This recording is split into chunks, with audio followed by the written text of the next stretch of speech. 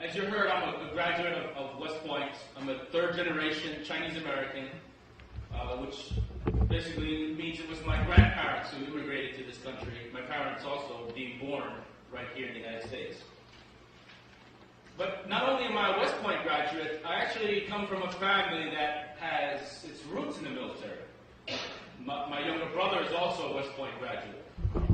I have another brother who currently serves on active duty as an Army doctor, physician. And my father, as I mentioned, who was also born in the U.S., was drafted during World War II. So all of the males in my family have actually served in the armed forces, have served in the Army. And so with regard to our contributions, all of us have given something back to this country's security. And that's something we're all proud of.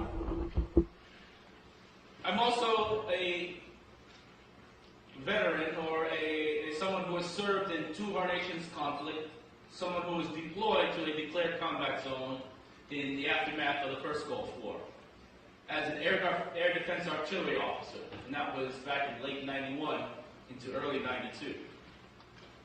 And I'm also a Muslim convert. I converted to Islam after being raised as a Lutheran, which is one of the more liturgical Protestant denominations. And that's a very important part of my story, my journey to Islam, because that ultimately tells how I would then go and become a Muslim chaplain to serve in the ranks of our military. So let me go there. That was really after I graduated West Point. Shortly after leaving the academy, I found myself in what you might call interfaith dialogue, in a discussion with another student about faith, things that we believed in. And at that time, being a Christian, holding the doctrine of the Trinity, when I first heard something about Islam, it was something that I actually immediately rejected completely outright.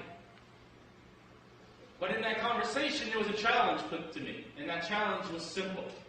It was, how could you reject something without knowing anything about it?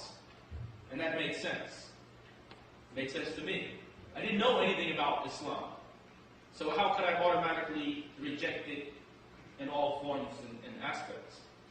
So I took the next step. I simply got a book about Islam, an introductory book, began to read, just to educate myself. Muslims, we believe that the second coming of Christ is an indication that the day of judgment is nearing.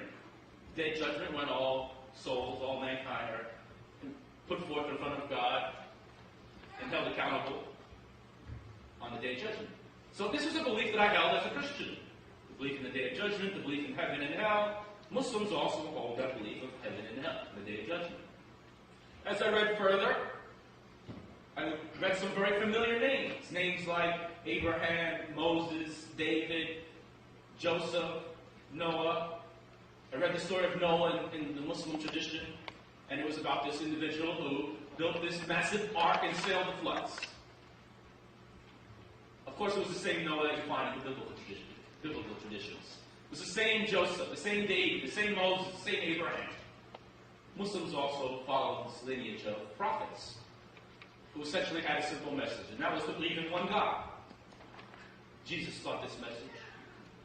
Muhammad, I would learn, also carried the same message to people. So I converted to Islam on this very doctrinal level, and for me it was a reconfirmation of my monotheistic faith, believing in one God and believing that these men of faith taught the people this message, that we believe in one God. And that's how I converted to Islam. But something later would inspire me to learn much more about Islam. Because when I converted to Islam, I thought I would practice it much like I was practicing Christianity. As a young man in my early 20s, I was Christian, believed in the doctrine of Trinity, but I just wanted to be a simple Christian. In my mind, I saw other Christians as being religious Christians. And who were these religious Christians to me?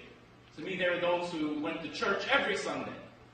They were very involved with their religious community. They went to Bible studies every other night. When they went to church, they always went to a service that would give the communion sacrament so they could participate in that religious observance. To me, those were religious Muslims, religious Christians. I just wanted to be a simple Christian. When I converted to Islam, I had the same idea. I just wanted to be a simple Muslim, someone who believed in one God and believed that the prophets taught this message to the people. But I recognized as a new Muslim convert that there were, who I thought at the time were religious Muslims. And who were religious Muslims? I saw religious Muslims as being those who not only prayed 5 times a day, which is one of the pillars of Islam, but they prayed much more, supplementary prayers, perhaps very late at night, or even waking up very early in the morning before the first dawn prayer. These were religious Muslims, in my view. Religious Muslims, I thought, were those who fasted the month of Ramadan, which is another pillar of Islam. But not only did they fast the month of Ramadan, they were fasting throughout the year. Maybe they were fasting every Monday and Thursday, which was actually the tradition of the Prophet Muhammad. Or maybe they were fasting every other day, which was the tradition of the Prophet David. To me, these were religious Muslims. Religious Muslims, I thought, perhaps were those who went on the pilgrimage, the Hajj, to Mecca several times, or every year. But yet this pillar of Islam, a Muslim only needs to make the pilgrimage to Mecca once in his or her lifetime. So those who went a number of times and repeatedly, I thought that these were religious Muslims. But something would later inspire myself, inspire me to want to get deeper into the spiritual traditions of Islam. And what was that? That was when I was actually deployed to the first Gulf, or the aftermath of the first Gulf War. I was in Saudi Arabia, and on the base that we were stationed at, there was a Saudi Cultural Center. And in the Saudi Cultural Center, I found a memorandum, a military memorandum. It was signed by a commanding general of the U.S. forces, and it was signed by the commanding general of the Saudi Air Force. And this was a memorandum that said any American Muslims who are here serving in the military could actually get 4 days off from their job, their military mission. We call it in the military a 4-day pass. They can get 4 days off to go and visit Mecca, the Holy Land. Sponsored trip by the Saudi Royal Air Force in this Saudi Cultural Center. And they would even provide us escorts, guides to visit the Holy Mosque in Mecca. This memorandum indeed was an official memorandum. And 2 other Muslim converts in my unit and we submitted a group request. It was approved by our battalion commander, and we got 4 days off as deployed U.S. soldiers in the Gulf. The conflict itself had already ended, and we were on our way to Mecca to visit the Holy Mosque. A minor pilgrimage, so to speak. But as a new Muslim, someone who had only converted to Islam about 5 months earlier, felt very much a Muslim because of that simple belief in one God and in the prophets who taught that message.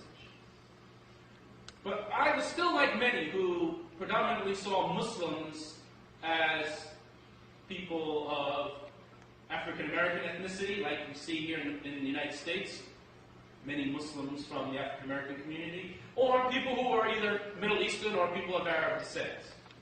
That was something in my mind. And even though I was on my way to Mecca, believing I'm a Muslim because of that pure monotheistic faith, I still felt that perhaps I would be the only Muslim of Chinese heritage in the Holy City that day. But when we came up to the Holy Mosque, the first large group of Muslim pilgrims that we encountered were other Asian Muslims. Maybe